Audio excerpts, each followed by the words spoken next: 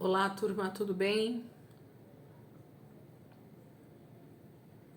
Vamos lá para mais um dia, né? Da nossa leitura. A graça e a misericórdia do Senhor nos alcançando todos os dias, né?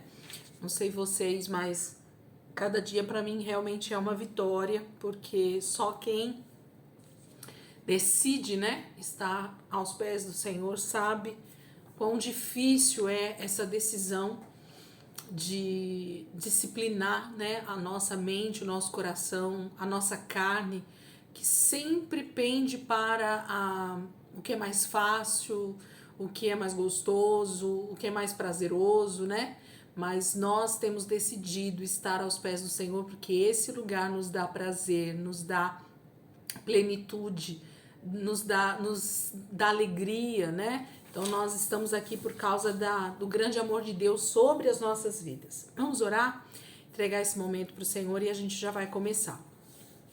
Jesus, eu quero muito te agradecer, Pai, por mais esse dia, por mais essa semana, Pai, que já está aí quase chegando no finalzinho. Nós nos alegramos hoje, quinta-feira, Senhor, e a graça do Senhor tem nos alcançado.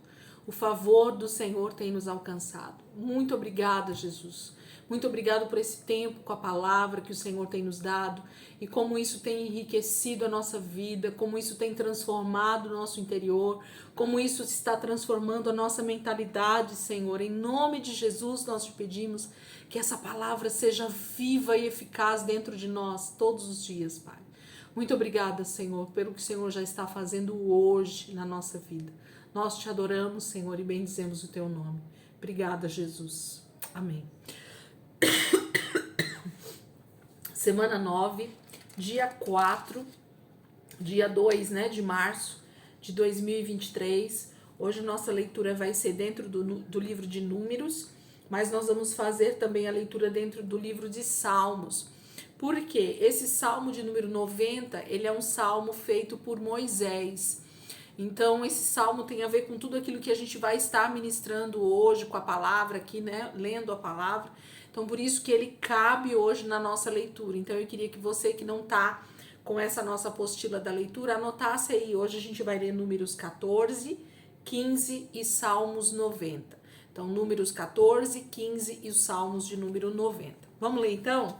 Números capítulo 14, versículo 1 diz assim: Então naquela noite o povo começou a chorar em voz alta, e todos os israelitas queixaram-se contra Moisés e contra Arão, e toda a comunidade disse a eles: Teria sido melhor morrer no Egito, ou mesmo aqui no deserto, porque o Senhor nos trouxe para esta terra, só para sermos mortos pela espada na guerra, e nossas mulheres e nossos filhos serem presos e se tornarem escravos? Não seria melhor voltarmos para o Egito? E disseram uns aos outros: Vamos escolher um líder e voltaremos para o Egito. Então Moisés e Arão caíram no chão com o rosto sobre a terra, diante de todo o povo de Israel. Então Josué, filho de Num, e Calebe, filho de Jefoné, dois dos líderes que fizeram parte da missão de espionar a terra, rasgaram as suas roupas e disseram a todo o povo: A terra que percorremos para espionar é muito boa. Se o Senhor se agradar de nós, ele nos ajudará a entrar nessa terra que produz muito leite e mel e a dará a nós. Apenas não sejam rebeldes contra o Senhor e não tenham medo do povo que mora lá, porque nós os venceremos como se estivéssemos devorando pão. O Senhor está conosco e tirou a proteção deles, por isso não tenham medo deles. Mas a reação do povo foi falar em apedrejá-los. Então a glória do Senhor apareceu a todos os filhos de Israel sobre o tabernáculo. E o Senhor disse a Moisés: Até quando esse povo me provocará? Até quando vão deixar de crer em mim, apesar de todos os sinais que realizei no meio deles? Eu vou ferir este povo com pragas, e não serão mais meus herdeiros, mas de você farei um povo maior e mais forte do que estes. Mas Moisés respondeu ao Senhor: Os egípcios conhecem bem o seu poder, pois o Senhor tirou este povo do Egito. E contaram isto aos habitantes desta terra, que sabem que o Senhor está com este povo e que aparece a eles face a face. Eles sabem que a sua nuvem está sobre eles e que o Senhor vai adiante deles numa coluna de nuvem de dia e numa coluna de fogo de noite. Agora, se o Senhor matar o seu povo, as nações que ouviram falar da sua fama vão dizer: o Senhor não conseguiu levar o seu povo para a terra que prometeu dar a eles por meio de juramento, por isso os matou no deserto. Por isso, Senhor, clamo que mostre o seu grande poder quando prometeu. O Senhor é muito paciente e grande em misericórdia, e perdoa o pecado e a transgressão, ainda que não deixe o pecado sem castigo, e pune o pecado dos pais nos filhos até a terceira e quarta geração. Peço então que, por causa da sua grande misericórdia, o Senhor perdoe os pecados deste povo, da mesma maneira que tem perdoado este povo desde que saíram da terra do Egito até aqui. Então o Senhor disse: está bem, vou perdoar este povo como você me pediu. No entanto, prometo que, tão certo como eu vivo, e pela glória do Senhor que enche toda a terra, que nenhum destes homens que viram a minha glória e os sinais que fiz no Egito e no deserto, e me puseram à prova 10 vezes, e não obedeceram à minha voz, verá a terra que prometi por meio de juramento dar aos seus antepassados.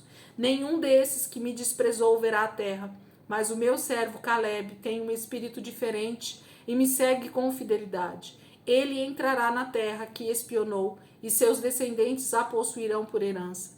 Já que os amalequitas e os cananeus habitam no vale, amanhã vocês mudarão de rumo e voltarão para o deserto em direção ao Mar Vermelho. Depois o Senhor disse a Moisés e Arão: até quando este povo mau se queixará contra mim? Tenho ouvido as queixas desses israelitas murmuradores. Diga a eles: tão certo como eu vivo, diz o Senhor, farei o que vocês pediram. Todos vocês que têm mais de 20 anos de idade, que foram contados no recenseamento e que se queixaram contra mim, morrerão no deserto. Nenhum de vocês entrará nesta terra que jurei com a mão levantada dar a vocês como moradia, a não ser Caleb, filho de Jefoné, e Josué, filho de Num. Mas, quanto aos seus filhos, os quais vocês disseram que se tornariam escravos do povo desta terra, eu os levarei com segurança para desfrutarem da terra que vocês desprezaram. Quanto a vocês, morrerão e os seus corpos cairão neste deserto. Seus filhos andarão sem rumo pelo deserto por 40 anos, até que o último de vocês morra, como castigo pela sua infidelidade. Como os espiões estiveram na terra durante 40 dias, vocês andarão sem rumo por 40 anos, 1 ano para cada dia, sofrendo as consequências dos seus pecados. Eu lhes ensinarei o que significa rejeitar a mim. Eu, o Senhor, falei, e certamente farei essas coisas a toda essa comunidade má que conspirou contra mim. Eles encontrarão o seu fim nesse deserto e morrerão. Os homens que Moisés enviou para espionar a terra e que depois de voltar colocaram medo no coração do povo, fazendo com que se queixasse contra ele ao espalhar informações negativas a respeito da terra. Esses homens que espalharam essas informações morreram repentinamente de praga diante do Senhor. De todos os espiões que foram espionar a terra, somente Josué, filho de Num, e Caleb, filho de Jefoné, continuaram vivos. Quando Moisés contou essas palavras a todos os israelitas, uma grande tristeza tomou conta deles. No dia seguinte se levantaram cedo e partiram em direção ao alto da região montanhosa e disseram: aqui estamos. Reconhecemos que pecamos, agora estamos prontos para ir à terra que o Senhor nos prometeu. Mas Moisés respondeu: por que vocês estão desobedecendo às ordens do Senhor de voltar para o deserto? É tarde demais. Não vão, porque o Senhor não está com vocês. Vocês serão derrotados pelos seus inimigos. Não se lembram? Os amalequitas e os cananeus estão aí na frente. Vocês abandonaram o Senhor. Ele não estará com vocês e vocês serão derrotados. Apesar disso, eles foram em frente, em direção ao alto da região montanhosa, mesmo tendo Moisés e a arca da aliança do Senhor ficado no acampamento. Então os amalequitas e os cananeus que viviam nas montanhas desceram e atacaram os israelitas, derrotaram-nos e os perseguiram até Ormá. Capítulo 14 é triste, gente. É triste ler uma mensagem como essa, mas ao mesmo tempo traz temor ao nosso coração. Por quê? Fala dessa rebeldia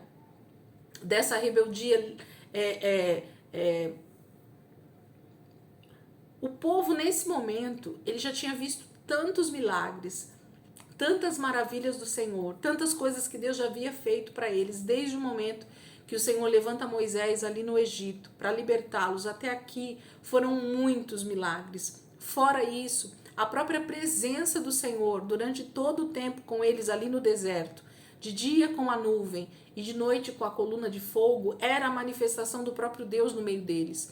A maneira como Deus havia separado esse povo, a maneira como Deus já havia ensinado eles de como eles viveriam. Gente, é muitas coisas que o Senhor já tinha feito no meio desse povo. E ainda assim, eles nesse momento duvidam da palavra que o Senhor havia dado em dar a terra de Canaã para eles.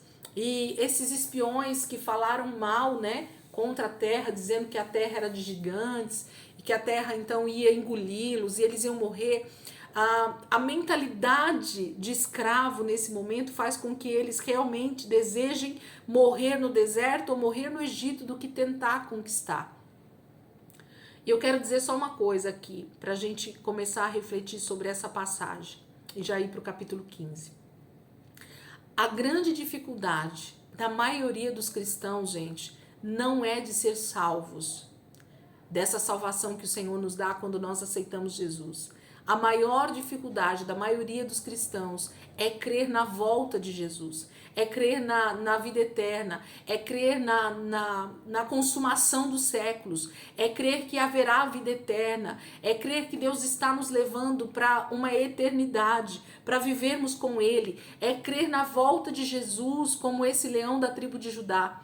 Uma das disciplinas talvez menos ensinadas e menos faladas, né, nos nossos dias dentro das igrejas, é justamente sobre a volta de Jesus, é a chamada escatologia.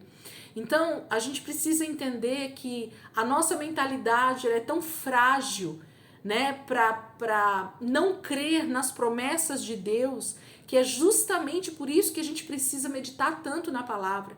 É justamente por isso que a gente tem que olhar para a palavra e ver quais são as promessas de Deus para nós e tomarmos então isso como uma promessa fiel e verdadeira e nunca duvidarmos de maneira nenhuma.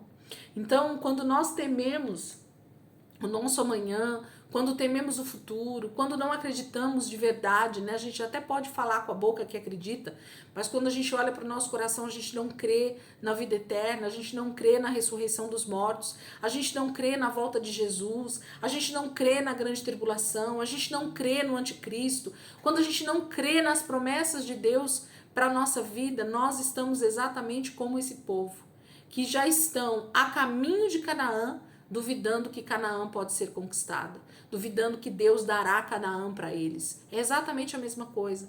E como Deus se entristece, como a ira de Deus vem sobre os filhos da desobediência, da murmuração, nós precisamos crer que Deus ele é fiel para cumprir cada uma das promessas que ele nos deu. Capítulo 15. Se deixar eu vou até amanhã falando aqui. Capítulo 15.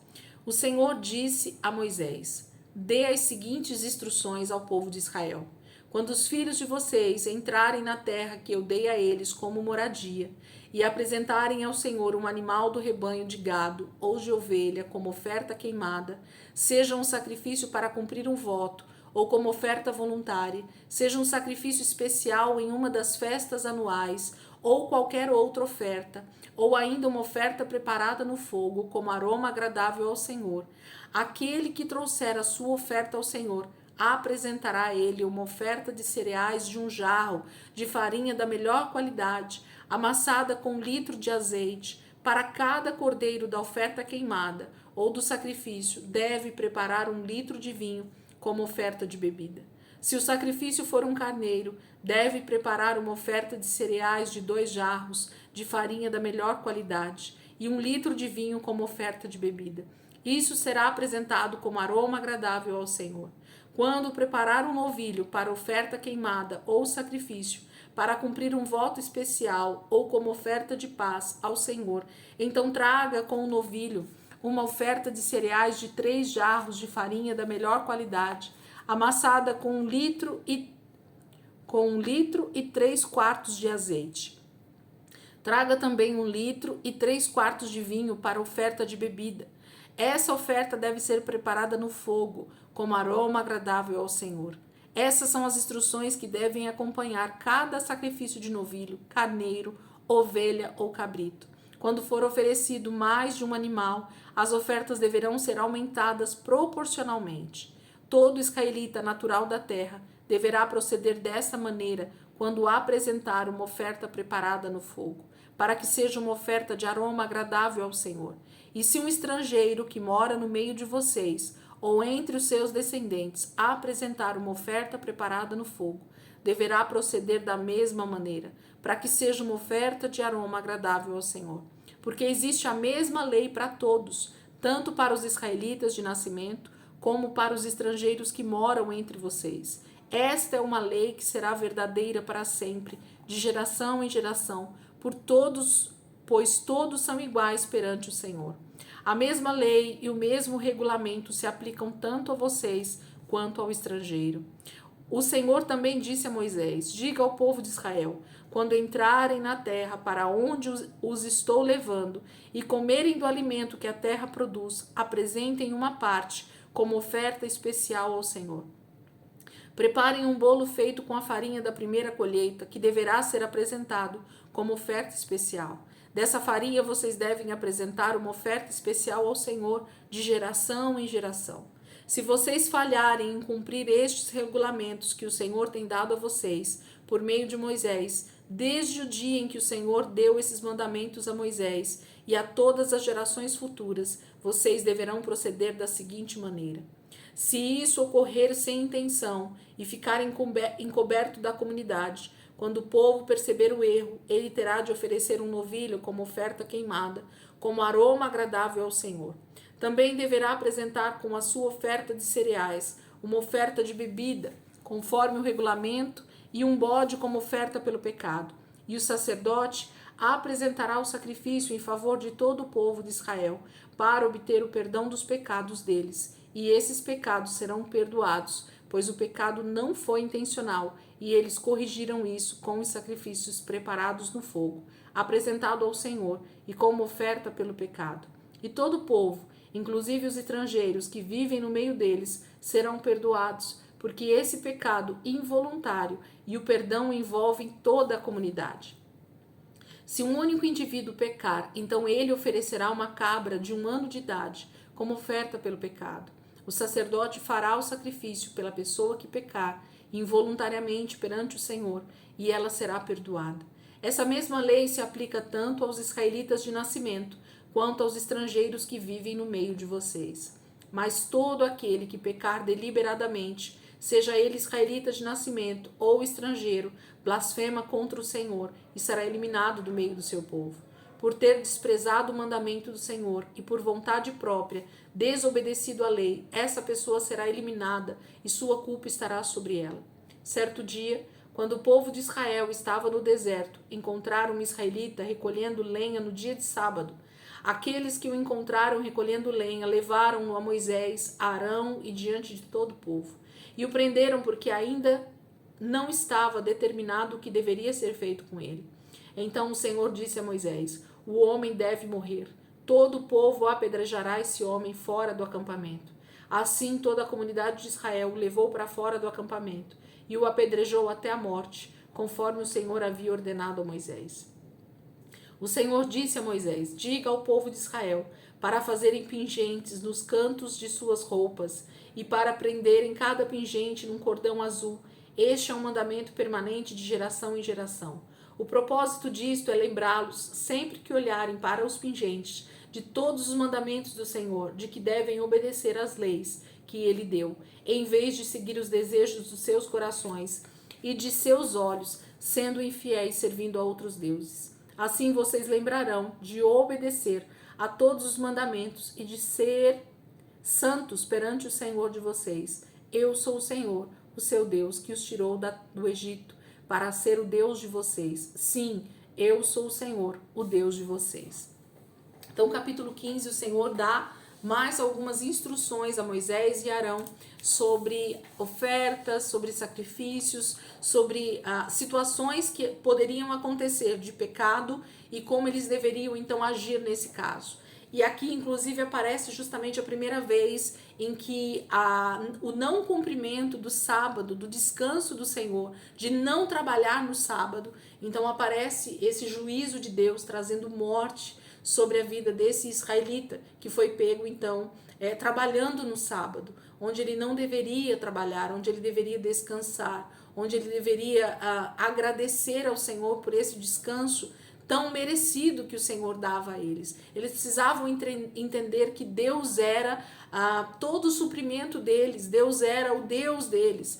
Então o Senhor, para exemplo, para ser justo com toda a comunidade de Israel, dá o juízo de morte para esse homem, para que ele servisse então como um exemplo justamente de que o não cumprimento dos mandamentos do Senhor, o pecado, né, ele nos leva à morte. O salário do pecado é a morte. O apóstolo Paulo vai falar isso para nós lá em Romanos, quando a gente estiver lá. E a gente vai lembrar disso. Então, o salário do pecado é a morte. A desobediência nos leva à morte. A desobediência nos leva a receber o juízo de Deus, porque ele é justo e aquilo que ele diz, ele cumpre. Então, tanto o lado da bênção quanto o lado da maldição. E aqui nesse caso, esse homem, infelizmente, sofre o juízo de ter desobedecido o Senhor, então, com a lei do sábado, ok? Isso serve justamente para exemplo aos israelitas. Salmo de número 90, abram lá comigo, Salmos de número 90. Nós vamos ler esse Salmo de Moisés, que é maravilhoso. Esse Salmo, ele ora, né? O próprio Moisés ora ao Senhor nesse Salmo. Vamos ler e depois, quem quiser, né, orar, aproveitar esse próprio texto e orar hoje. Nós não vamos orar aqui gravando, mas você pode estar orando aí depois em seguida esse Salmo. Salmos de número 90, a oração de Moisés, homem de Deus. O Senhor é o nosso refúgio para sempre, de geração em geração. Antes de formar os montes e de criar a terra e o mundo, de eternidade a eternidade o Senhor é Deus. Com uma simples palavra sua, o homem se transforma em pó. Basta dizer, voltem ao pó, de onde vocês vieram, seres humanos. Para o Senhor, 1000 anos são como o dia de ontem, que já se foi, como uma noite de sono. O Senhor nos leva pelo rio da vida tão depressa quanto o sono, como a erva que nasce pela madrugada, germina e brota pela manhã, mas à tarde murcha e seca. A sua ira é capaz de nos consumir, o seu furor nos deixa confusos e desorientados. Nossas desobediências aparecem todas diante dos seus olhos. Com a luz da sua presença, o Senhor revela os nossos pecados secretos. Todos os dias de nossa vida se acabam por causa do seu furor, e os anos se vão rápidos e tristes como um suspiro. O limite de nossa vida chega aos 70 anos, e só alguns, os mais fortes, conseguem chegar aos 80. Entretanto, são anos difíceis e sofridos, pois a vida passa depressa e nós desaparecemos. Quem conhece o poder da sua ira? Se soubéssemos, nós o respeitaríamos e lhe obedeceríamos como o Senhor merece. Ensina-nos a contar os nossos dias e usar bem nosso pouco tempo para que o nosso coração alcance a sua sabedoria. Ó Senhor, volte-se para nós, tenha compaixão dos seus servos. Até quando ficará longe de nós? Encha a nossa vida com o seu amor fiel, desde amanhã. Assim cantaremos de alegria e viveremos felizes todos os nossos dias. Dê-nos alegria para compensar todas as desgraças que aconteceram conosco, pelos anos que suportamos sofrimentos. A nós, os seus servos, mostre os seus feitos, revele a sua glória aos nossos filhos. Ó Deus, nosso Senhor, cubra o seu povo com a sua gloriosa bondade. Dê-nos forças para o trabalho. Dê-nos sucesso em tudo que fizermos. Amém? Então esse é o Salmo de número 90. Quem está aqui comigo na leitura, né? Deus abençoe a vida de vocês, que vocês possam estar então aí refletindo nessas passagens que a gente leu hoje, nessa oração que Moisés faz, e eu te aconselho a pegar essa mesma oração, aproveitar esse texto tão maravilhoso que Moisés coloca aqui para nós e começar a orar ele nesse momento. Eu vou estar orando aqui também e eu creio que o Espírito Santo vai ministrar a tua vida através dessa oração de Moisés, que você possa fazer elas várias vezes, inclusive, durante esse ano, porque é uma oração realmente poderosa. O Senhor deixou aqui riquezas maravilhosas para nós em nome de Jesus. Amém? Então Deus abençoe a tua vida. Amanhã, se Deus quiser, a gente está aqui de volta para continuar a nossa leitura em nome de Jesus, para a glória do Senhor. Amém? Deus abençoe.